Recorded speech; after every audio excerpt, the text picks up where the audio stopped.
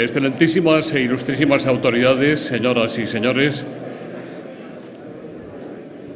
como presidente de Nueva Economía Forum tengo el placer de darles, como siempre, la bienvenida a la tribuna Andalucía del Fórum Europa que organizamos con la colaboración del Grupo Santander.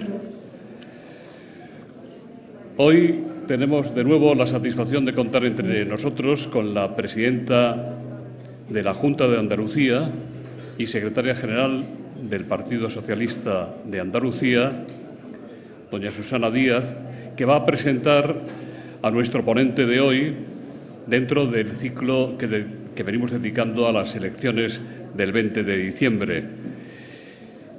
Se trata de don Antonio Pradas, cabeza de la lista del Partido Socialista de Andalucía por Sevilla para esas elecciones. Querido Antonio, querida Susana, la tribuna es suya. Doña Susana.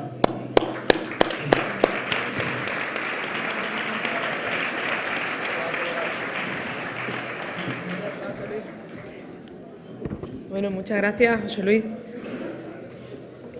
Sentía cuando entraba por la puerta del hotel que me estoy convirtiendo, Antonio, en una presentadora habitual de este tipo de foros. Y además con la suerte, porque es una gran ventaja, de poder presentar a personas de las que tienes su amistad y al mismo tiempo admiras. Hace muy poquito presentamos aquí al candidato hoy alcalde de Sevilla, Juan Espada, y tengo el orgullo, otra vez, el honor de hacerlo con mi amigo, mi compañero Antonio Pradas, que encabeza, como bien decía José Luis, la candidatura del PSOE en Sevilla a las próximas elecciones del 20 de diciembre. De Antonio, quienes lo conocemos, podemos destacar muchísimas cosas. Es un hombre muy inteligente, yo diría que brillante, lo hace con mucha modestia, es un hombre austero en los sentimientos, pero profundamente trabajador y cercano. Y seguramente esa cercanía la tiene de su etapa como alcalde de un pueblo pequeñito de Sevilla, del Rubio. Fue alcalde entre el año 95 y el año 2004, y eso marca. La política municipal marca, y sobre todo cuando se tiene que entregar uno a una localidad como esa. Y lo digo en un momento donde la política local y los pequeños ayuntamientos de menos de 5.000 habitantes están en cuestión dentro de esa arquitectura del Estado, por quienes no entienden que la democracia se construye desde abajo a arriba. Antonio, a los 15 años, se acercó al Partido Socialista. Le dio ese pellizco que nos entra y que entendemos que la mejor manera de contribuir a tu sociedad, a tu pueblo, a tu barrio, a tu ciudad, es hacerlo participando en política. Pero él es cierto que, además de ese pellizco personal, tenía el dolor de una familia en la guerra civil. Y una familia que transformó aquel dolor y aquel sufrimiento no en rencor, al contrario, lo transformó en una ansia enorme de luchar por la libertad, por la justicia social y por la igualdad. Y algo, cuando te marcan de esa manera y cuando sientes en tus carnes y en la de tu gente, como decía, ese dolor y ese sufrimiento, y eres capaz de transformarlo en el ansia del bien común, afloran los mejores sentimientos de las personas. Y ese es Antonio Pradas, un licenciado en Derecho, experto en urbanismo, que allá por donde va siempre deja una magnífica impronta, un magnífico sello y un gran reconocimiento por parte de todos sus compañeros. Algunos hemos tenido la suerte de compartir con él dirección provincial del PSOE, dirección regional de la Ejecutiva del PSOE andaluz, y hoy es el número 3 del PSOE de España, el secretario de Política Federal. Ya es diputado en las Cortes desde esta pasada legislatura y va a ser la persona, el referente de la candidatura más importante del PSOE de España después de la del secretario general y candidato Pedro Sánchez, porque es la circunscripción donde mayor confianza depositan los ciudadanos en el Partido Socialista. Y esa es la circunscripción de Sevilla. Y lo hace con humildad, sabiendo que va a encabezar una candidatura que antes que él lideraron compañeros importantes, muy importantes, no solo del socialismo sevillano, sino del socialismo español. Va a liderar una candidatura que durante muchos años tuvo el honor de hacerlo Alfonso Guerra, Una candidatura que ya también tuvo el honor de hacerlo Felipe González y en una circunscripción donde las listas las ha encabezado incluso Rafael Escuredo. Y él lo ha hecho con esa humildad y esa sencillez que le caracteriza, agradeciendo a sus compañeros la confianza depositada en él para llevar la responsabilidad en los hombros de tener que representar a Sevilla como corazón del PSOE de Andalucía y al PSOE de Andalucía como corazón del PSOE de España en una legislatura que va a ser muy importante para este país. Y lo hace sabiendo cuál es nuestra responsabilidad. Él y yo hemos hablado mucho a lo largo de estos 4 años sobre el momento en el que se enfrenta España. Y para mí, como presidenta de Andalucía y como secretaria general de los socialistas andaluces, es una garantía que Antonio Pradás encabece esa candidatura, porque sabe perfectamente que Andalucía es el fiel de la balanza en España, que la historia de Andalucía, pese a que algunos pretendan manipularla, reescribirla después de tantos años, la historia de Andalucía es la lucha por la igualdad desde el amor profundo a España. Queríamos ser iguales que el resto, que nadie fuera más que nosotros y nosotros más que nadie, pero al mismo tiempo, luchando por la igualdad de Andalucía, se estaba alcanzando la igualdad de todos los ciudadanos en España. Y quienes han pretendido estos días que Andalucía fuera la coartada de los independentistas catalanes, el trampolín de los independentistas catalanes, que no fue un desliz, como dije ayer, y la manifestación pidiendo un referéndum en Cataluña para romper en Canal España, para romper Cataluña y para romper las casas y los hogares de miles y miles de catalanes, necesita una voz firme y fuerte en ese fiel de la balanza. Y estoy convencida que Antonio, que es un defensor de nuestra Constitución, de la unidad de nuestro país, del respeto a la ley, de esa igualdad y esa justicia social que ha vivido en sus carnes desde edades tan tempranas, es una seguridad para el PSOE, pero una seguridad para Sevilla, para Andalucía y para España. Y después te tengo que pedir un compromiso, compañero, y hacerlo de manera pública. Esta legislatura va a ser importante porque vamos a diseñar la España que queremos en los próximos años. Es importante porque este país tiene que recuperar la concordia y el acuerdo, pero es profundamente importante para las mujeres que no nos vamos a resistir ni vamos a resignarnos a que todos los días ya, ni siquiera parece ser noticia que ayer fuera otra mujer más asesinada en Fuerteventura.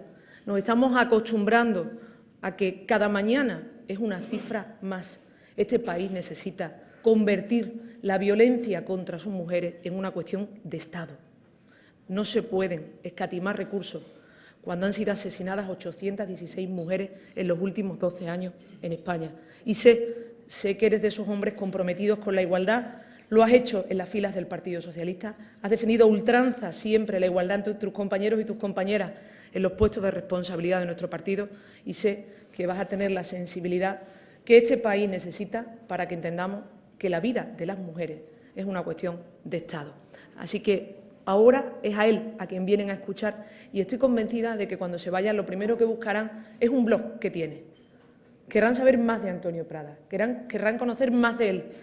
Y yo les recomiendo que lo lean. Hace muy pocos días escribía en ese blog que él ya había hecho las cosas más importantes que podía hacer un ser humano, que era ser padre, tiene un hijo maravilloso al que quien lo conoce lo adora, ha escrito un libro de poesía que tiene aún en el cajón de la mesita de noche, afición que compartimos y ha plantado no uno, sino muchos árboles. Antonio, eso es muy importante, pero lo que tienes entre manos en la próxima legislatura en el Congreso es importante para el conjunto de los ciudadanos de este país. Muchísimas gracias.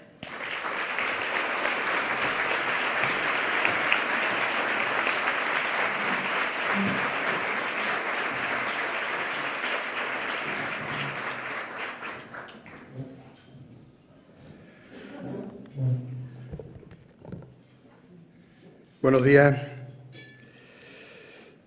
Cuando conocí a Susana, me llamó la atención de su determinación y su seguridad.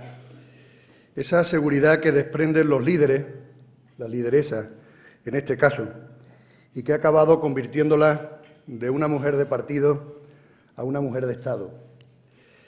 Muchos años después he podido comprobar que tras esa aparente coraza hay una mujer capaz de transmitir afectos con un gesto o con el roce de su mano, la capacidad de interrumpir una discusión política para preguntarte por tu madre o por tu hijo. Es a esta segunda cualidad, y no a la primera, la que me ha hecho seguirla más lealmente. Gracias, Susana, por tus palabras y por lo que has aportado ya a mi partido y a mi tierra. Gracias por tu presentación, que será sin duda lo más valioso de este acto. Gracias a todos y a todas por vuestra presencia. Gracias al alcalde de Sevilla. Gracias a los consejeros y consejeras, a todas las autoridades y representantes de la sociedad civil, a UGT, a comisiones. Muchas gracias a todos los alcaldes y alcaldesas, a mis compañeros de partido. Gracias, Juan, por estar aquí en representación de la Ejecutiva Regional, de mi partido a la que tanto cariño le tengo. Gracias a mi secretaria general, Verónica Pérez. Y un saludo muy especial a una persona a la que admiro y respeto, por su honradez y por su trabajo, al triple presidente de mi partido, de la Diputación y de la FAM, Fernando Rodríguez Villalobos. Y, por supuesto, muchas gracias a José Luis Rodríguez, en nombre del Fórum Europa, y a sus patrocinadores, al Banco de Santander, que he compartido hoy corbata precisamente para hacer honor a la marca. Hace un par de meses coincidí con la presidenta en el Parlamento de Andalucía. Me cogió del brazo por el patio y me dijo: ¿tú te das cuenta de que vas a encabezar la lista de la agrupación socialista más importante de España? Por si no me había dado cuenta, me hizo ver que esa candidatura solo había sido encabezada por Alfonso Guerra y por Felipe González. Así que se pueden imaginar cómo me siento, orgulloso y bajo una responsabilidad a la que solo sabré responder con el trabajo y el compromiso. Eso sí, con la tranquilidad que le da a uno el hecho de saberse arropado por la mejor maquinaria política que conozco, la Agrupación Socialista Sevillana del PSOE de Andalucía. Una agrupación que ha hecho posible que desde las elecciones constituyentes del año 1977 hasta las últimas que se celebraron municipales, el PSOE haya ganado todas las citas electorales que se nos han puesto por delante en la provincia de Sevilla. Hay un refrán que dice que algo tendrá el agua cuando la bendicen. Pues bien, al PSOE lo han bendecido electoralmente los ciudadanos de esta provincia cada vez que ha sido llamado a las urnas. Y estoy convencido de que así volverá a ser, una vez más y por más margen, el próximo día 20 de diciembre. Como estoy convencido también de que la contribución del socialismo andaluz será decisiva a la hora de configurar la alternativa al actual Gobierno del Partido Popular. Amigos y amigas, quiero en esta intervención hacer un balance de lo que ha representado esta legislatura que acabamos de cerrar para la sociedad sevillana. Pero, sobre todo, me gustaría dejar constancia de una serie de propuestas de futuro para nuestra tierra, propuestas que emanan del programa electoral de mi partido y que intentaré contextualizar en nuestra provincia. Lo primero que quiero decir es que estos 4 años no han sido buenos para Sevilla. El Gobierno del Partido Popular ha infligido un doble castigo a nuestra provincia. El castigo genérico que han experimentado todos los españoles y españolas y el específico que hemos sufrido por el mero hecho de pertenecer a la única circunscripción junto a Barcelona en la que el PSOE consiguió ganar las elecciones generales del año 2011. Cuando hace 4 años accedí por primera vez al Congreso de los Diputados, nunca pude imaginarme que asistiría desde aquel escaño al más cruel proceso de desmantelamiento del estado de bienestar que ha conocido este país desde el inicio de nuestra democracia. Día a día, sesión a sesión, han ido cayendo conquistas sociales de 3 generaciones de españoles. Bajo el pretexto de la crisis, el Gobierno del Partido Popular ha ido resquebrajando uno tras uno los pilares del estado de bienestar hasta dejar un edificio irreconocible que ya no protege a la mayoría de los ciudadanos. Nunca nadie, hasta el Gobierno de Rajoy, se atrevió a tocar la universalidad de la sanidad pública, excluyendo de su cobertura a más de 900.000 personas, estableciendo copagos indiscriminados a enfermos y a personas dependientes. Nunca nadie, hasta el Gobierno de Rajoy, se había atrevido a legislar en educación en contra de toda la comunidad educativa, invadiendo competencias de las comunidades autónomas, duplicando las tasas universitarias, recortando las becas y bajando su cuantía una media de 654 euros por alumno. Nunca nadie, hasta el Gobierno de Rajoy, había provocado un ataque tan cruel a las personas desprotegidas, recortando programas de ayuda a la infancia, a las mujeres, a las cuidadoras familiares, a las personas dependientes, declarando inviable una ley que estaba llamada a articular el cuarto pilar del Estado de Bienestar. Bastaron unos meses de legislatura para poner patas arriba el equilibrio de las relaciones laborales, con una reforma que ha generalizado la precariedad y el empleo y ha dejado sin derechos a millones de trabajadores. Hoy más de la mitad de las personas que están en paro no reciben ninguna prestación. Hay 300.000 parados más de larga duración que hace 4 años. Hay un 15% de trabajadores y trabajadoras que, a pesar de madrugar o trasnochar para ir al trabajo, viven por debajo del umbral de la pobreza. Se ha incrementado la brecha salarial entre hombres y mujeres para que una mujer tenga que trabajar 80 días más que un hombre para conseguir el mismo salario. Cada semana se trabajan 10 millones de horas extras irregulares que no cotizan como tales a la Seguridad Social. Y lo peor de esta situación es que no solo perjudica a los trabajadores y trabajadoras, sino que está poniendo en grave riesgo el futuro de nuestras pensiones, cuyo fondo de reserva ha dilapidado el Gobierno en estos últimos 4 años. La semana pasada, Rajoy contestaba a una joven que se quejaba de la precariedad laboral, que entendía su disgusto, pero que formaba parte del 1% de trabajadores que está sufriendo esa situación. No sé si se trata de desconocimiento de la realidad o de insensibilidad. En cualquier caso, no sé lo que sería peor. Lo que sí sé es que cuando un político no tiene capacidad de ponerse en el lugar de otra persona, especialmente cuando esa persona lo está pasando mal, está inhabilitado para ejercer el gobierno. Escribía Machado sobre las buenas gentes que viven, laboran, pasan y sueñan. Pues es esa gente trabajadora que se levanta día a día y levanta este país, de quien parece haberse olvidado el presidente del Gobierno. A esto es a lo que me refería cuando hablaba del castigo genérico que han sufrido los sevillanos y sevillanas. Un castigo que, bien es cierto, se ha visto aliviado por las políticas de la Junta de Andalucía y por el compromiso de nuestra presidenta, circunstancia que me consta que no ha ocurrido en otras comunidades gobernadas por el Partido Popular, donde se han aplicado con mayor rigor, si cabe, los recortes.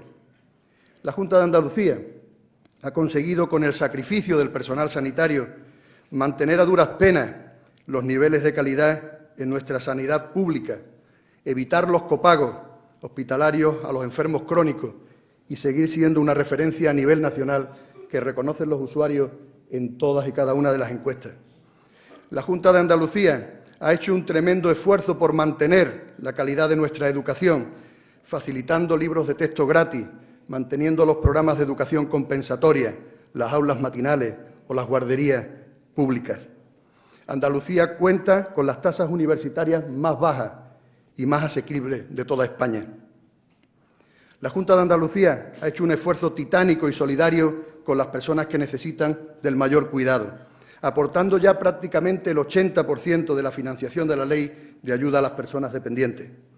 Y este compromiso de la Junta de Andalucía se ha podido llevar a cabo a pesar de una aplicación discriminatoria del sistema de financiación autonómica, que le ha hurtado a Andalucía más de 4.000 millones para financiar sus servicios y otros tantos para inversiones en base al incumplimiento de la disposición adicional tercera del Estatuto de Autonomía. Y por si esto fuera poco, el Gobierno del señor Rajoy y, por cierto, del señor Montoro, que no se ha querido volver a presentar por Sevilla, por su partido. Por si esto fuera poco, decía, el Gobierno ha llevado a nuestra provincia al vagón de cola de las provincias españolas en lo que a inversiones se refiere. En los presupuestos generales del Estado para 2016, elaborados con mucha prisa y corriendo por el señor Montoro, Sevilla ocupa el puesto 39 en inversión per cápita del conjunto de España. Nuestra provincia recibe 64 euros menos por habitante que la media de España. El Partido Popular ha sepultado los grandes proyectos de Sevilla y de su provincia. Las partidas importantes han estado prácticamente vacías durante los 4 ejercicios de esta legislatura que termina y solo han dibujado algunos proyectos para un presupuesto que no saben si van a tener que cumplir desde el Gobierno. Hasta aquí he hablado del pasado y los socialistas queremos mirar hacia el futuro. Estamos obligados a hacer propuestas que vuelvan a generar esperanza a las personas. Pero, como decía García Márquez, olvidar es difícil para quien tiene corazón. Y nosotros no vamos a olvidarnos de los que están sufriendo ante esta situación. Por eso nuestra primera tarea de Gobierno será recomponer todo lo que el Partido Popular ha roto a lo largo de estos 4 años.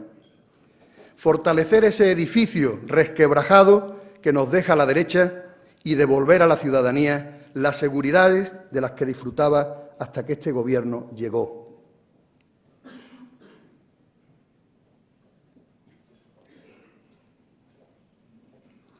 La seguridad de una sanidad universal y pública, que garantizaremos por ley, como va a hacer la Junta de Andalucía y empiezan a hacer todas aquellas comunidades donde hemos recuperado el Gobierno después de las últimas elecciones autonómicas.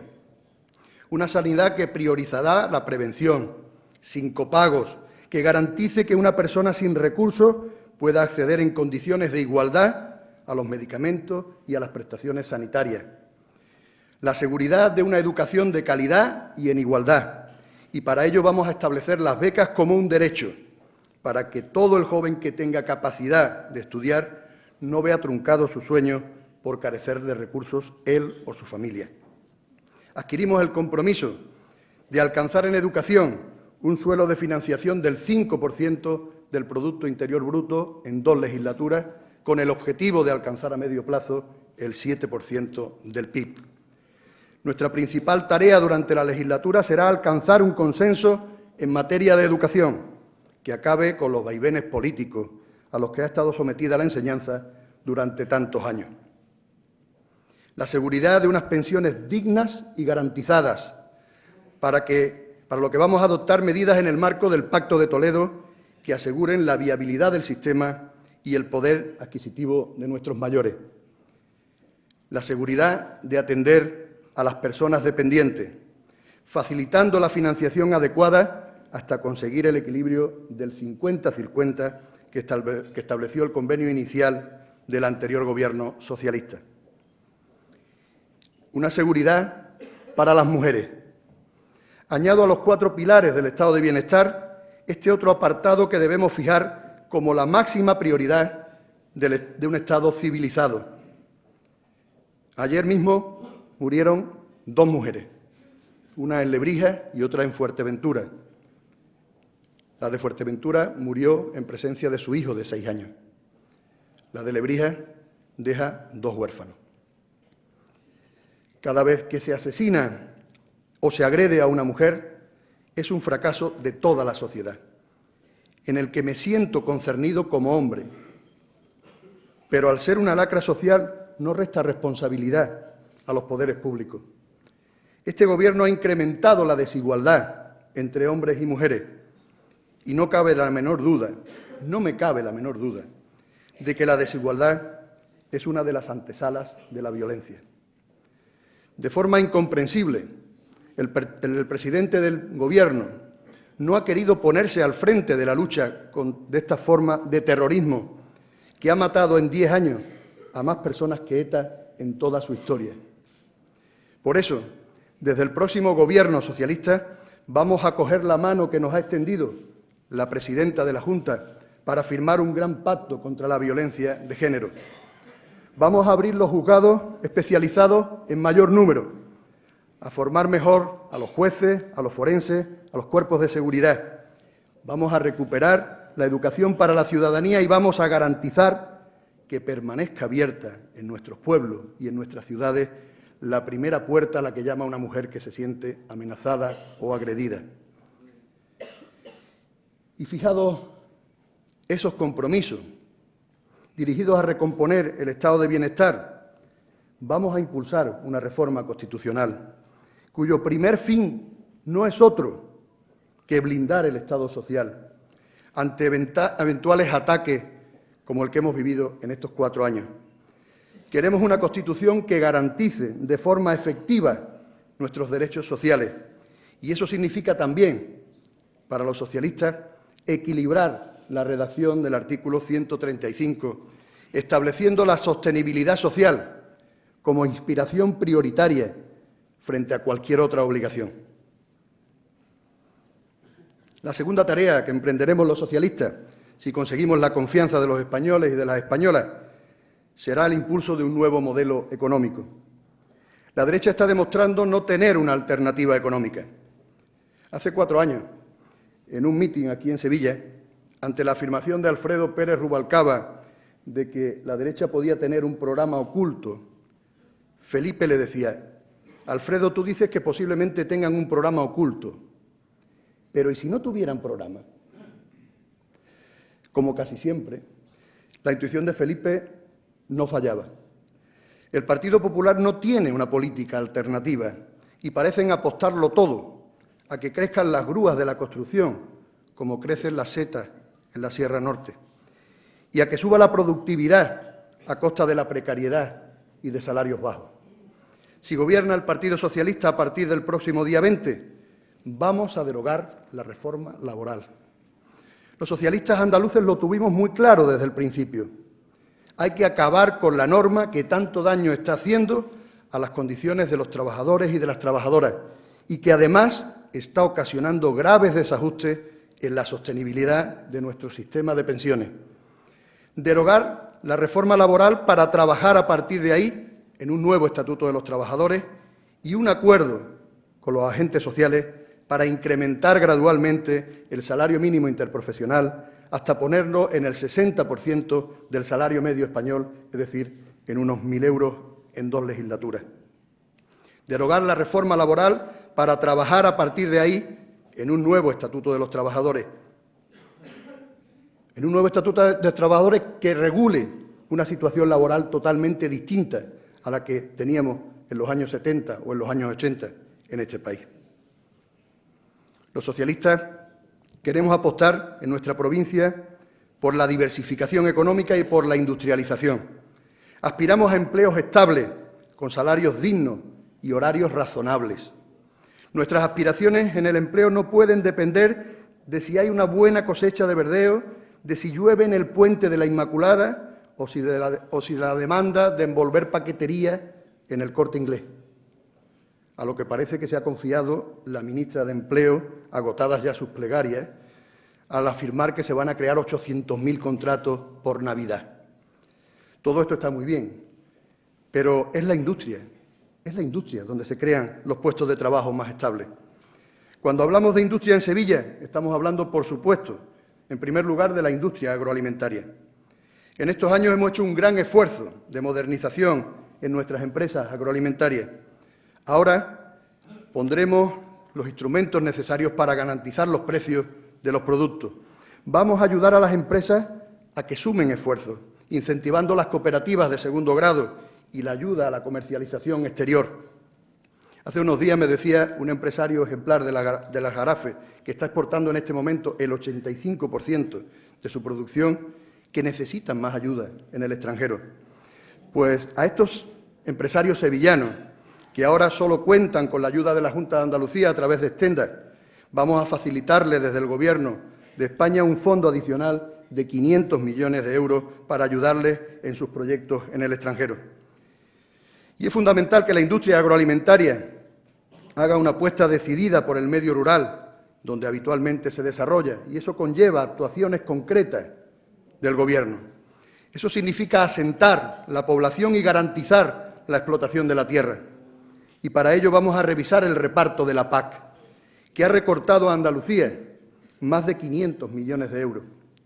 Y vamos a aprovechar el peso de los socialistas andaluces en el Congreso para que en el nuevo marco europeo no vuelvan a discriminar a Andalucía, no vuelvan a discriminar a nuestra tierra como está pretendiendo el Gobierno del Partido Popular, dejando fuera de las ayudas europeas de desarrollo a los municipios menores de 20.000 habitantes.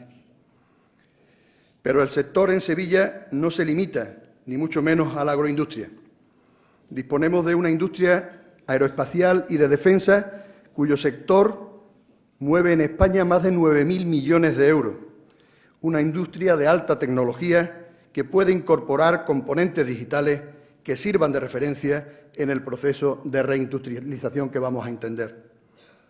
Proponemos mantener los incentivos a la compra de vehículos en base a la mejora de la calidad del aire que respiramos y apoyar la instalación de sus industrias auxiliares con el fin de incrementar la producción en el sector de la automoción, tan importante y de tanta tradición en Sevilla, como me enseñaron el otro día en comisiones obreras. Y vamos a apostar de nuevo por las energías renovables, creando un fondo de transición energética que permita un desarrollo sostenible de estas instalaciones que tanto empleo de alta cualificación creó en nuestra provincia antes de que el Gobierno de Rajoy decidiera acabar con cientos de proyectos que iban a crear en Andalucía miles de puestos de trabajo. Tenemos en Sevilla, pues, una base sólida para la reindustrialización, que vamos a impulsar desde el Gobierno de España, presidido por Pedro Sánchez, complementando el esfuerzo que está haciendo la Junta de Andalucía en favor de los emprendedores. Y junto al apoyo a la industrialización, vamos a apostar también por una construcción sostenible, un turismo de calidad, con base en la cultura, la gastronomía, el medio ambiente. El alcalde de Sevilla, aquí presente, mi amigo Juan, ha tomado la iniciativa de abrir puentes entre las grandes ciudades andaluzas. Juan, aplaudo esa iniciativa que no solo rompe tópicos, sino que además abre horizontes en nuestra comunidad autónoma de colaboración entre los distintos territorios de Andalucía. Es más, creo que debemos avanzar más en ese camino, incorporando territorios extrametropolitanos del medio rural que tienen mucho que decir a la hora de complementar una oferta turística, cultural o de ocio o de negocio en general. Señoras y señores, amigos y amigas, los grandes proyectos de esta tierra están ligados a gobiernos socialistas. Los ejes de vertebración por carretera, las autovías, el AVE, la transformación del medio rural, las nuevas universidades, los grandes hospitales de referencia o los ambulatorios y los hospitales comarcales, los institutos y las guarderías, el metro o el inicio de la S40, los cientos de obras del Plan E, de los que yo no reniego, los centros tecnológicos o los micropolígonos industriales en los pueblos. Siempre a Sevilla y a Andalucía le ha ido bien con gobiernos socialistas en la Moncloa y mal cuando el Partido Popular ha tenido en su mano hacer algo por los sevillanos y sevillanas. Por eso nos comprometemos a desenterrar los proyectos que han sepultado el Gobierno de Rajoy y a hacer una programación presupuestaria realista, pero que dé certeza a proyectos como el desdoble de la Nacional Cuarta, la red de cercanías o la S40. Impulsaremos la mejora de nuestros barrios y acometeremos de una vez por todas las obras de los principales reclamos culturales y turísticos de esta provincia, como son el Museo de Bellas Artes y el Museo Arqueológico, cuyas enmiendas presentamos todos los años sin que nos escuche para nada este Gobierno. Haremos realidad la zona franca y comprometeremos a nuestro Gobierno central en la financiación de las nuevas líneas del metro. Los diputados y diputadas socialistas de Sevilla, los senadores y senadoras, conmigo aquí presentes, nos comprometemos a defender el medio rural, a derogar la reforma local y a impulsar una nueva ley que defina con claridad, de una vez por todas, las competencias municipales y otorgue a las corporaciones locales la autonomía financiera para llevarlas a cabo. Nos comprometemos con los trabajadores y trabajadoras del campo, facilitando de forma inmediata el acceso al subsidio agrario y a la renta agraria de todas aquellas personas que lo están perdiendo al no poder conseguir desde el mes de agosto el número de jornadas reales necesarias para acceder a estas ayudas. Y termino, amigos y amigas. He asumido el reto de representar a mi partido en la provincia de Sevilla con la humildad y la honradez que me inspira mi padre cada día, con la fortaleza y el tesón que me inculcó mi madre, que en paz descanse, con la ayuda constante de mi compañera y de mi hijo, dos grandes socialistas que con el resto de la militancia socialista me dan alas para luchar por una nueva victoria. Decía Winston Churchill que el problema de nuestra época es que los hombres no quieren ser útiles, sino importantes. Pues yo no tengo ese problema. Mi único deseo es ser útil a mi país, a Andalucía y a los hombres y mujeres de la provincia de Sevilla. Muchas gracias.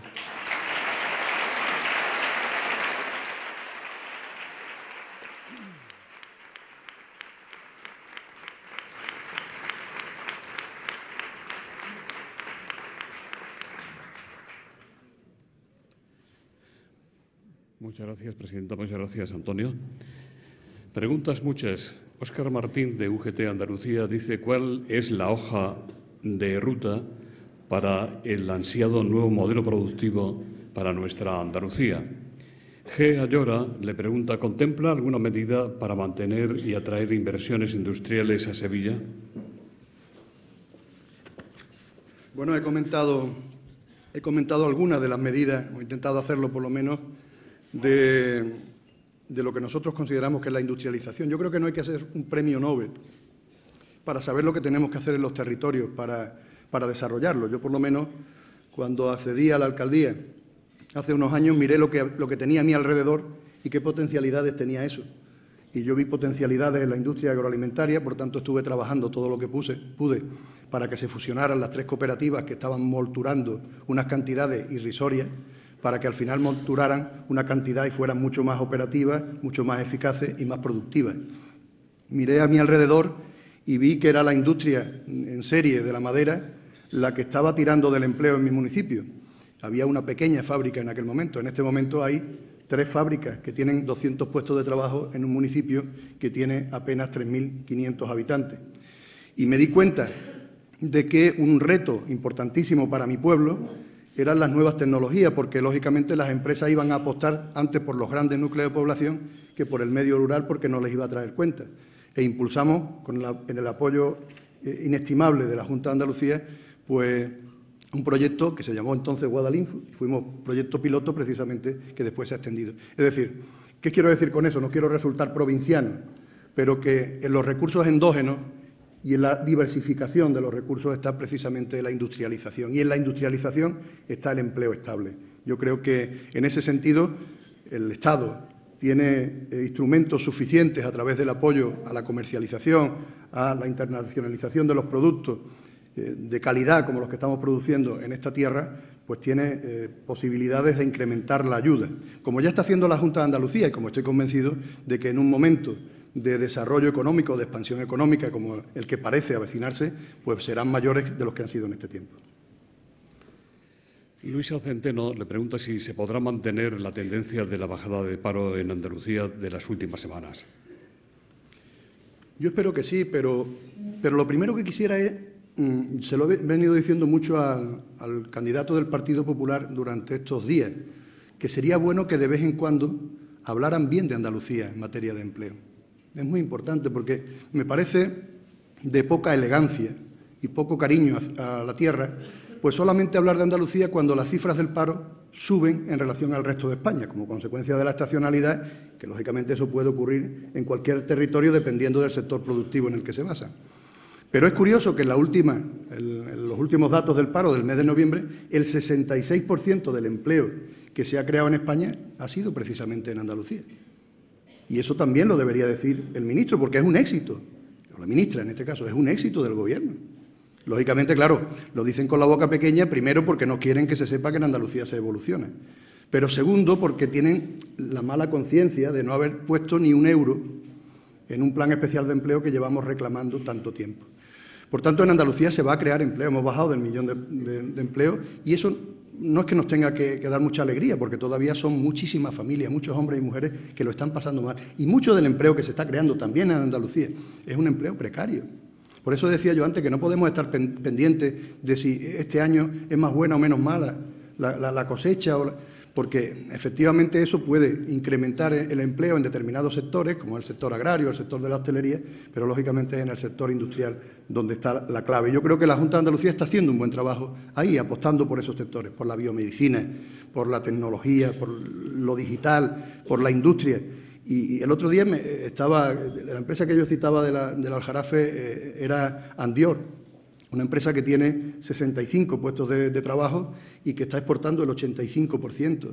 Y tú te das cuenta de que tenemos muchísimas empresas de ese tipo repartidas por toda Andalucía, pero no solamente en los centros tecnológicos de Sevilla o de Málaga, sino en cada uno de los municipios de nuestra provincia, que han hecho un esfuerzo tremendo, que se han embargado hasta los ojos y que están saliendo adelante, aun en la época más mala que ha pasado este país en los últimos tiempos. Luego, claro que tiene posibilidades Andalucía. Yo creo que Andalucía está llamada a ser una de las locomotoras para el desarrollo económico y el empleo en este país. Gustavo de Medina, de la Asociación de Empresas Turísticas, le pregunta si seguirán apostando por la coordinación entre las diversas instituciones para conseguir mayores presupuestos para la promoción turística, ahora pequeños presupuestos y muy atomizados. También le preguntan si ustedes bajarían el IVA turístico y el cultural. Leí hace un rato que el presidente de la comisión de la CEA, la Comisión de Turismo de la CEA, se quejaba de que el Gobierno central no llegue a hacer las aportaciones que hace la Junta de Andalucía. Por tanto, no es una opinión mía de parte, lógicamente, que tengo ahora mismo, sino que es una opinión del sector. El sector opina que el Estado no está ayudando al sector y, efectivamente, eso hace que se resientan determinadas cuestiones. Yo este fin de semana hemos estado por la Sierra Norte de Sevilla y te das cuenta de la potencialidad que tenemos en esta provincia. No solamente en la capital, que siempre Fernando ha comentado que la sombra de la Giralda es muy alargada, sino tenemos potencialidades en Sevilla y en la provincia. Pero te das cuenta, y con sinceridad lo digo aquí, de que podemos mejorar mucho. Cuando tú ves a la gente amontonada en los sitios, cuando tú ves que no hay una organización de la información como tenemos que hacer, y lógicamente eso se hace mucho más fácil con una apuesta de todas las administraciones. Las corporaciones locales hacen lo que pueden, la Junta de Andalucía está haciendo un esfuerzo magnífico, por aquí está el consejero, que yo creo que está haciendo una magnífica tarea, y así lo reconoce el propio sector, por eso para mí es una garantía, no por el cariño que yo le tenga, y desde luego yo creo que el Estado tiene que hacer una apuesta muy importante, porque el Estado no puede pensar que el país son compartimentos estancos. Para sacar adelante un sector hay que ir donde el sector tiene potencia y fortaleza. Si hay un problema de desempleo en Andalucía, hay que ir a donde está el problema de desempleo. Y si hay unas potencialidades en Andalucía de turismo de sol, de turismo de playa, de turismo de nieve, de turismo de lo que hasta ornitológico, bueno, pues vamos a aprovechar eso y vamos a conseguir tirar de España precisamente por apoyar a los territorios donde eso tiene unas potencialidades. Eduardo Martín, de Asaja, dice: el sector agrario envejece. 1 de cada 3 agricultores ha superado ya la edad de jubilación y más de la mitad de los que se dedican al campo tienen más de 55 años. Con este bagaje es difícil asegurar el relevo generacional y la continuidad de las explotaciones. ¿Qué piensa acerca de modificar el impuesto de sucesiones y donaciones para favorecer este relevo? Mi padre era agricultor, con una explotación digo era porque vive todavía, pero ya está jubilado. Y con 13 hectáreas hemos conseguido sacar para adelante una carrera universitaria y una familia adelante. Por tanto, yo sé lo que es el campo. Sé lo que es el campo y el sufrimiento del campo. Pero yo mismo soy un ejemplo. No es una cuestión de que el campo esté bien o esté mal, que está mal. Es una cuestión cultural. Ahora están volviendo al campo muchísima gente porque no encuentran empleo o no pueden estudiar una carrera universitaria como yo hice. Pero nuestra intención siempre era irnos del campo. Mi padre ahora me dice muchas veces en broma: siempre queriéndote quitar del campo y ahora quieres volver al campo, porque siempre tengo la cosa de volver allí. Pero qué duda cabe de que en este momento concreto el campo tiene que ser una alternativa económica. Estamos en una provincia que es muy rica, es una provincia que tiene unas potencialidades agrarias fundamentales. Y para eso es fundamental, lógicamente, el tratamiento fiscal de la transmisión del patrimonio, y en este caso la presidenta, yo la he escuchado decir que se va a tener en cuenta, lógicamente, cuando estamos hablando de este tipo de cosas, cuando se trata de transmitir una explotación de 10 hectáreas, de 15 hectáreas, de 40 hectáreas, pues lógicamente que eso se tenga en cuenta en la modulación que se haga del impuesto de sucesiones. Desde luego, en la transmisión de la duquesa de Alba, que en paz descanse, yo creo que no tenemos que entrar, que tiene que pagar lo que tiene que pagar. Pero, lógicamente, en esas otras explotaciones pequeñas y medianas, yo creo que sí se tiene que tener en cuenta y estoy convencido de que la Junta de Andalucía así lo está haciendo. Y, desde luego, yo creo que es muy importante revisar todo el tema de la PAC. Hay que revisar todo el tema de la PAC porque el Gobierno hizo una nueva trampa. Es decir, la gente está empezando a recibir las liquidaciones ahora de las subvenciones del año pasado, del primer año de entrada en vigor de la PAC. Y ahora se están dando cuenta de lo que nosotros decíamos. No solamente en el olivar dependiente, que decíamos nosotros, el olivar dependiente, no, en todos los olivares, en toda la producción de trigo duro, en todas y cada una de las cuestiones que afectan al campo, se está viendo el recorte muy importante de la PAC. Una PAC que no ha reducido nada en España y que en el caso de Andalucía ha reducido 500 millones de euros. Y eso no debemos olvidarlo. Y yo, desde luego, soy un defensor del campo y se me nota, porque me he criado en él y algún día espero darme paseitos por allí, por los caminos donde nací. Antonio Aguilar, desde la Fundación Gerón, le hace no una pregunta, sino un ruego, y dice: muchos de los que estamos hoy aquí llegaremos a ser personas dependientes, con demencia o inmovilidad, buscando residencia o que nos cuiden en casa. Así que retomad, si el PSOE gobierna, esta ley de dependencia tanto por el empleo como por los mayores. No he visto a Antonio. Antonio Rubeño, como yo, el presidente de la Fundación Gerón, con los mayores, es del Rubio y es una persona con una sensibilidad tremenda, no una sensibilidad por lo que está haciendo ahora al frente de esa fundación, sino por lo que yo veía que hacía con su abuela, cuando su abuela estaba muy malita en una cama y él iba toda la semana a visitarla y a levantarla y a cuidarla. Antonio, tú sabes lo que pienso de este tema y bueno, me das la oportunidad de que piense que lo más duro que ha hecho este Gobierno, la crueldad más grande que ha hecho este Gobierno ha sido recortar a las personas dependientes. Que la primera norma que sacáramos en el Parlamento en aquel año 2012, la 2/2012, yo no me sé casi ninguna cita jurídica, me la sé de memoria, pero esa no se me olvidará en la vida.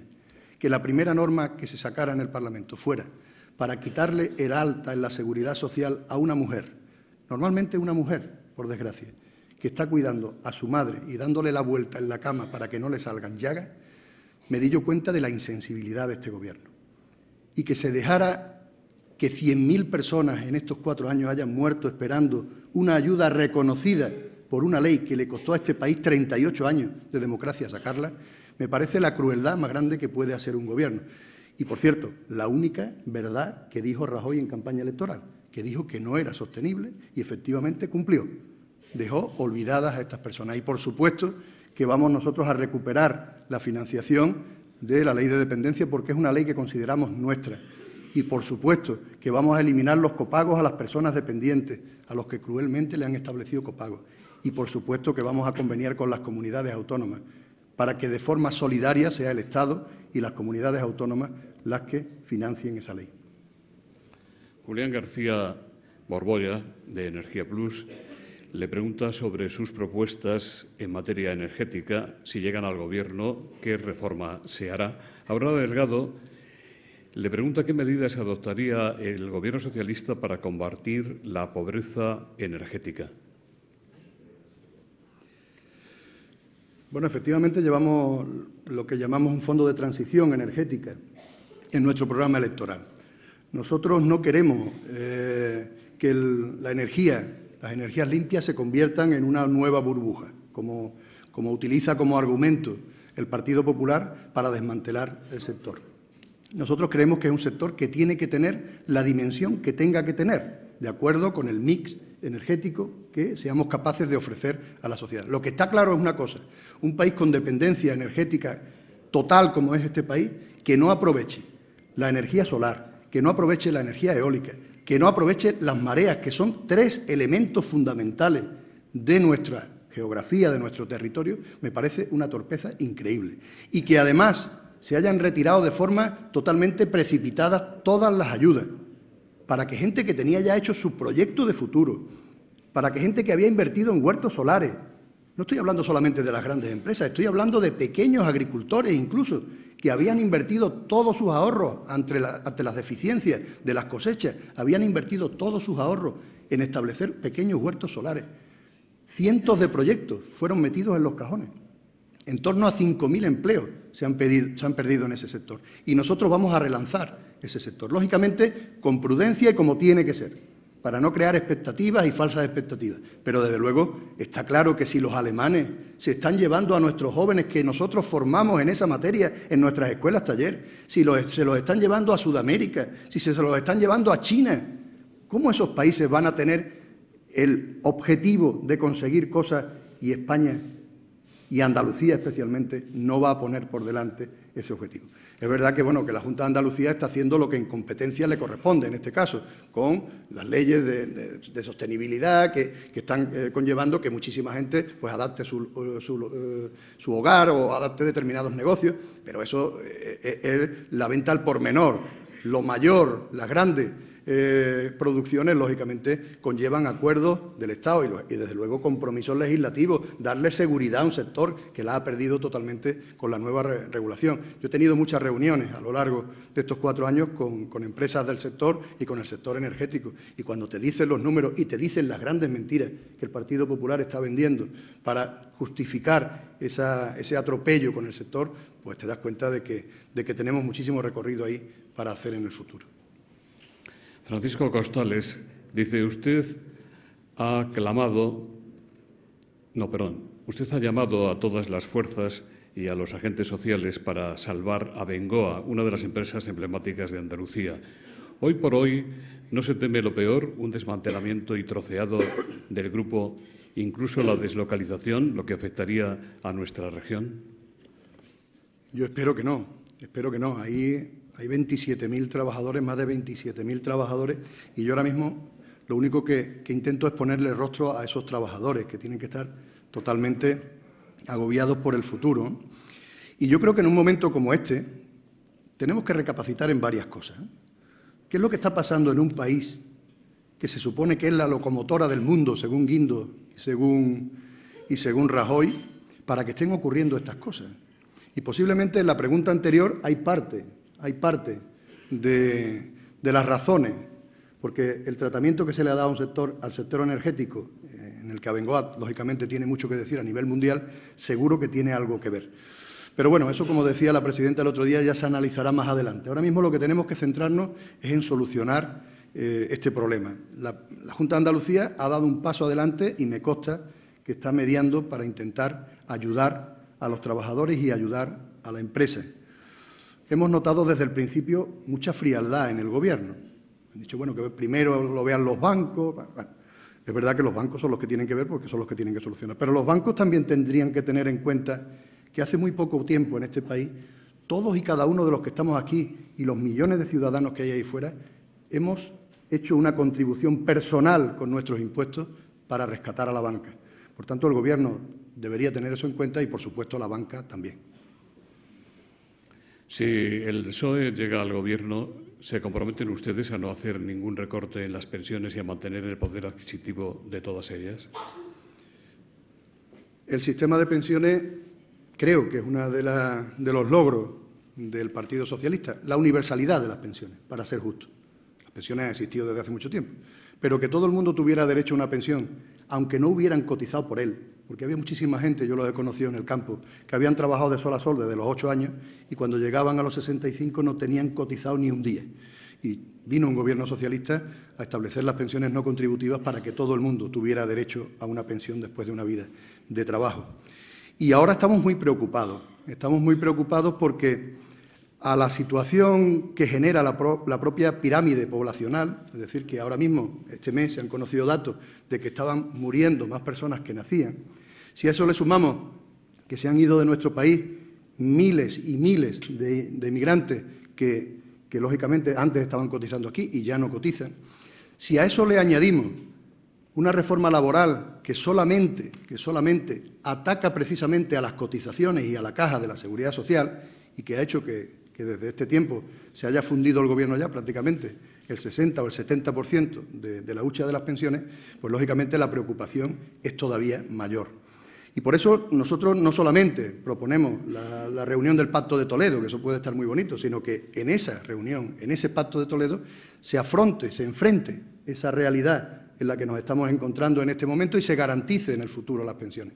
Y hemos planteado en el programa electoral algo incluso que es valiente, que es que si ahora mismo, en base a esa población, no somos capaces de mantener el equilibrio en la caja de las pensiones, habrá que pensar en imposiciones para que hagamos viable el sistema de pensiones en nuestro país. Lo que no podemos dejar es la espada de Damocles sobre los ciudadanos que están trabajando en este momento y cotizando euro a euro para tener una pensión de mañana, dejarles la espada de Damocles de que puedan verse con 67 o 68 años sin tener derecho a una vida digna.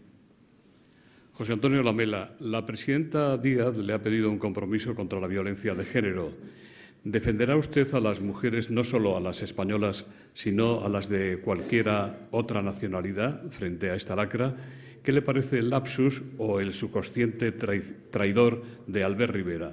Amparo Rubiales dice: 2 mujeres más asesinadas ayer demuestran que es cuestión de Estado. Le pregunta cómo seguirá defendiendo el PSOE, que es el que hizo la ley a las mujeres. Yo creo que la inmensa mayoría de la población sabe del compromiso del Partido Socialista con las mujeres. Lo hemos hecho patente siempre a nivel orgánico, cuando lo cuestionaban otras fuerzas políticas, nos ridiculizaban cuando hablábamos de la paridad, nos ridiculizaban cuando hablábamos de las listas cremalleras, pero al final parece que todos van entrando en ese camino. Yo me alegro de haber tenido un partido que ha llevado la bandera del feminismo y que ha llevado la bandera de la igualdad entre hombres y mujeres. Igualdad, lógicamente, con independencia del país. A mí me produce exactamente el mismo dolor y la misma vergüenza personal como hombre. Yo siempre le añado el tema ese porque es que es como si una persona de mi pueblo todos los días matara a alguien. Entonces yo me sentiría avergonzado como rubeño.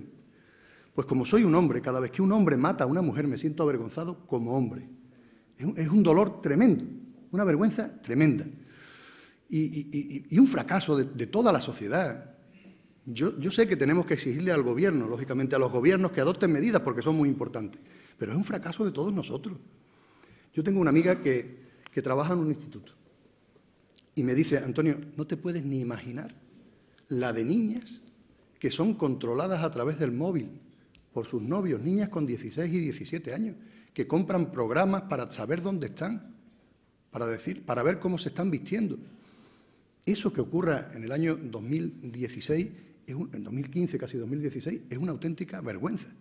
Por tanto, hay que adoptar medidas y, lógicamente, no se trata solamente de mirar a la legislación que hemos promulgado, sino se trata, sobre todo, de aplicarla, que las leyes cuesta mucho trabajo avanzar en ellas para que después se queden ahí enterradas en un cajón. Y eso lo ha hecho el Partido Popular con esta ley, lo ha hecho con la ley de la memoria histórica, lo ha hecho con leyes que cuestan mucho trabajo y mucho esfuerzo y mucho consenso a nivel nacional para que después las entierre presupuestariamente sin darle un euro o las recorte, como han hecho en el caso de la igualdad, recortando las políticas de igualdad un 20 y tantos, un 30%. O las políticas contra la violencia de género las han recortado un 14%. Por tanto, si tú quieres tener tu conciencia tranquila, lo primero que tienes que hacer es tu tarea. Y la tarea del Gobierno es hacer lo que tiene que hacer. Y la tarea de cada uno es aportar lo que tengamos que aportar. Por eso yo creo que tiene que haber un gran consenso, un gran pacto entre toda la ciudadanía en la que estén implicados todos y cada uno de los sectores. Yo le doy mucha importancia a los medios de comunicación. Yo recuerdo cuando Iñaki Gabilondo se propuso sacar cada día que se producía un accidente de tráfico con cada muerte, y lo sacaban cada mañana temprano y daban hasta que conseguimos que la sociedad se sensibilizara y hoy día pues hemos reducido muchísimo las muertes en carretera. Bueno, pues aquí estamos hablando de algo mucho más tremendo.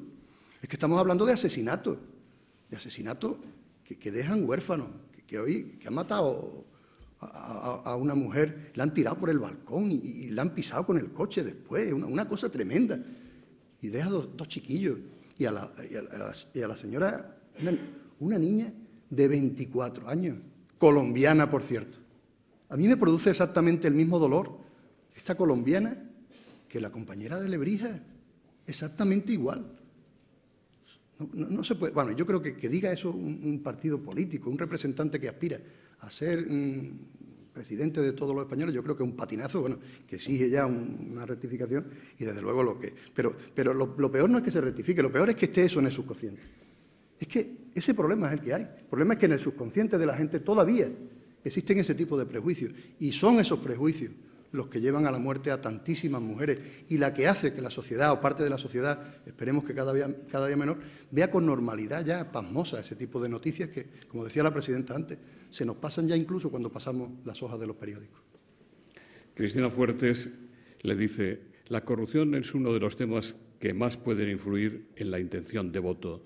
¿Usted cree que en el debate cara a cara del día 14 Rajoy tratará de defenderse de las acusaciones de corrupción que previsiblemente le hará Sánchez, valiéndose de los casos de los ERE y de los cursos de formación en Andalucía? Bueno, la corrupción, desde luego, es algo que nos ha hecho mucho daño a la clase política. Nosotros el planteamiento que hacemos de reforma constitucional, yo hablaba de una parte, la que yo entiendo que es la más importante, que es la de blindar el Estado social, pero hay una segunda parte importante también del paquete que nosotros estamos proponiendo de regeneración democrática y que afecta a la Constitución, y es precisamente combatir la corrupción y prevenir la corrupción. Nosotros hemos puesto medidas sobre la mesa, lo hemos hecho en la Comisión Constitucional de la que yo tenía la portavocía.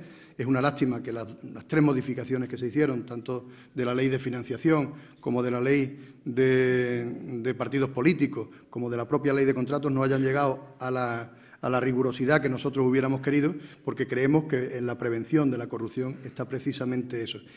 Hombre, el hecho del debate entre Rajoy y Pedro Sánchez, bueno, lo primero que es una novedad es que Rajoy acuda a un debate, que hasta ahora se ha estado escondiendo detrás de sus compañeros de partido, de sus compañeras de partido, y es bueno que Rajoy vaya a explicar allí también en materia de corrupción. Porque a diferencia de lo que yo creo que el Partido Socialista ha hecho, que es regenerar totalmente nuestra visión del partido y ahora mismo convertirnos, según Transparencia Internacional, en el partido más transparente de España, pues el Gobierno del Partido Popular y el Partido Popular pues parece que ha hecho pocos esfuerzos. Y, hombre, no podemos olvidar que en cada caso de corrupción que hay en este país, en cada caso, empezando por el sur y terminando por el norte, está implicado el Partido Popular. Y en cada comunidad autónoma de España, el Partido Popular tiene un caso de corrupción. Ellos han considerado no darle a ese tema la trascendencia que debieran, nosotros sí. Nosotros, porque para los socialistas es una vergüenza cualquier caso de corrupción y, por supuesto, vamos a combatirla. La hemos combatido y la vamos a combatir desde el partido, estableciendo normas para prevenirla, y cuando lleguemos al Gobierno vamos a trasladar esas normas desde el partido al Gobierno que presida Pedro Sánchez. María Teresa Moreno, vicedecana del Colegio de Procuradores, le pregunta ¿para cuándo una ciudad para la justicia en Sevilla? Málaga la tiene. Bueno, pues sí, efectivamente. Yo creo que, bueno, ahí están aquí todas las administraciones implicadas. Espero que la administración que constituyamos a partir del 20 de diciembre, bueno, pues también sea del mismo color y tenga el mismo compromiso con las administraciones que están implicadas. Lógicamente, este proyecto, como tantos proyectos de Sevilla, como el proyecto del metro, requieren siempre un paso adelante del Gobierno central. Y, hombre, el Gobierno central tiene una oportunidad. Ahora, cuando debato con Zoido, él siempre habla del presupuesto del año 2016, apuntándose tantos de determinadas cuestiones que no sabe si va a tener que cumplir. Pero, hombre, ha sido el presupuesto primero, y regularmente el primero para remolcar al resto. Luego es el primero que tiene que dar los pasos en los grandes proyectos de Sevilla y de su provincia. Porque, lógicamente, si la Junta de Andalucía ve dibujado en el presupuesto un proyecto que se llame Metro, o un proyecto que se llame Ciudad de la Justicia, o un proyecto que se llame Museo Arqueológico, pues lógicamente la Junta de Andalucía siempre dará un paso y tendrá un compromiso mayor, y el Ayuntamiento, que si no ponen nada. Por tanto, el primer paso en este caso lo tienen que dar. Pero en cualquier caso, ese proyecto, como otros grandes proyectos de la ciudad, yo creo que conllevan un consenso y, lógicamente, yo creo que hace falta una ciudad de la justicia en Sevilla, como hacen falta otras muchas cosas, y desde luego esperemos que el compromiso del Gobierno en este sentido, del próximo Gobierno, también pueda ayudar a hacerlo realidad. Manuel Pérez Alcázar, de Canal Sur, dice: se ha escrito que hay un tripartito en esta campaña contra Pedro Sánchez. ¿Comparte usted esta opinión? ¿Quedar con menos de 100 diputados a nivel nacional, como dicen las encuestas, sería un mal resultado? Rafael Calvo de Mora dice: un supuesto gobierno del PSOE estaría más en la línea de Zapatero o en la de Felipe González. Carlos Naranjo, de UGT Andalucía: ¿con quién preferiría pactar para que no gobernara el PP? ¿Con Ciudadanos o con Podemos?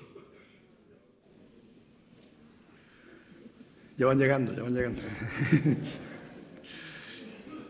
Yo no me conformo con nada que no sea ganar. Por tanto, para mí una mala noticia sería no ganar las elecciones. Eso lo dicen todos. No, pero es que es así. O sea, me preguntan por 100 diputados. Me da igual 100 que 110 que 43. Si el PSOE no gana, para mí será un mal resultado. Lo era en mi pueblo cuando me presentaba de alcalde y lo será a nivel nacional si el Partido Socialista no gana. O sea que yo siempre salgo a ganar las elecciones, mi partido salga a ganar, pero además estoy diciendo el sentimiento que me produciría. Me produciría pues una decepción que este país, después de los 4 años de sufrimiento que me he intentado yo explicar ahí, ahora durante un rato, pues siguiera apostando por otros 4 años más de sufrimiento, cuando además el Partido Popular hasta ahora estaba diciendo que todo lo que estaba haciendo lo estaba haciendo por motivo de la crisis. Pero el programa electoral del Partido Popular nos dice que vaya a quitar la reforma laboral, que vaya a quitar los copagos, que vaya a quitar el sufrimiento. Luego ahora lo va a hacer ya, incluso aunque haya la recuperación de la que están hablando. Por tanto, me parecería muy extraño que el Partido Socialista no gane. Es verdad que hay muchos más interlocutores políticos, que hay otras fuerzas políticas y, por tanto, los repartos no pueden ser simétricamente iguales que los que existían antes. Pero, desde luego, mi intención, la que yo me corresponde... Mire, yo cuando salgo a unas elecciones siempre miro y le aconsejo cuando me reúno el primer día con mi ejecutiva local o con la ejecutiva provincial o regional o donde esté, digo, nosotros tenemos la responsabilidad de nuestra parcela. Nosotros tenemos que sacar el mejor resultado de Sevilla y de Andalucía. Y a partir de ahí, pues lógicamente cada compañero tendrá que hacer eso en su federación. Yo, desde luego, en Andalucía no sabemos otra cosa que no sea salir a ganar las elecciones. En cuanto a que se parezca más el Gobierno a que aspiramos más al de ZP o al de Felipe, bueno, yo estoy muy orgulloso de los 2 presidentes del Gobierno que ha tenido este país socialista. Es verdad que cosas habrán hecho algunos que no estén... Pero bueno, es que todo lo bueno que le ha pasado a este país en materia de derechos, de libertades, pues ha venido del Partido Socialista. Es verdad que la época de Felipe era una época en que había que extender las infraestructuras, había que extender y poner orden en muchísimas cuestiones, la cuestión industrial, la cuestión territorial, y la etapa de Zapatero ha sido la etapa de los derechos, de extender derechos que no nos hubiéramos imaginado nunca cuando empezó la democracia que se fueran a extender en este país, como hemos estado hablando de igualdad, como hemos estado hablando de algunas otras cuestiones. Y como hemos hablado, lógicamente, de la ley de dependencia, como decía, le tengo un cariño muy especial, pero yo creo que se complementan los 2 perfectamente, tanto Felipe como Zapatero. Y cuando pasa el tiempo, se va olvidando lo malo y se va quedando lo bueno que han hecho esos presidentes. Y, por suerte, yo creo que la etapa de Zapatero está dando la cara. Yo discutía y defendía ayer frente a Podemos, que me decía que qué opinaba yo del Plan E, digo yo que estaba muy bien. Es que eso no es invertir de forma productiva, claro, pero es que a la gente hay que darle respuesta cuando le están cerrando las empresas como consecuencia de una crisis tan tremenda como la que estábamos viviendo aquí en el año 2009 y 2010. Y si no hacíamos eso en los pueblos, esas empresas se cerraban y los trabajadores se quedaban a 2 velas. Esa es la cuestión, esa es la sensibilidad que tiene que tener. Yo creo que esa sensibilidad la tuvo José Luis y, por tanto, lo considero un referente igual que Felipe. Y pactar con nadie. Nosotros tenemos que salir a ganar las elecciones, como he comentado antes, y además a gobernar con el programa del Partido Socialista. Después, la aritmética parlamentaria dirá si necesitamos del apoyo de alguien o no lo necesitamos. Eso lo hemos visto aquí muy claro en Andalucía. Nosotros salíamos a ganar y la presidenta lo tenía clarísimo y ha ganado. Y a partir de ahí no tenemos mayoría absoluta. Pues, lógicamente, habrá que buscar unos equilibrios para hacer un presupuesto, para impulsar determinadas medidas que a lo mejor no comparten las otras fuerzas, o incorporar alguna medida de otra fuerza que tú no la tenías prevista. Pero, en cualquier caso, nuestra referencia va a ser la referencia del programa del Partido Socialista que estamos defendiendo por pueblos y ciudades en toda esta campaña electoral.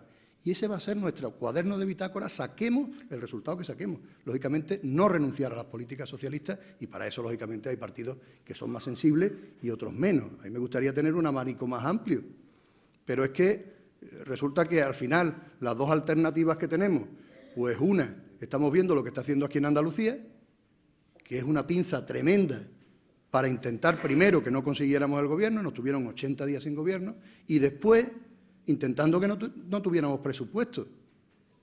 Bueno, esa forma de gobernar, pues muy difícil de compatibilizar después a la hora de formular un gobierno. Y que todavía, por cierto, todavía no ha desmentido ni corregido lo que ha dicho Rejón en relación a que hay que apretar más esa pinza entre el Partido Popular y, en este caso, entiendo que Podemos.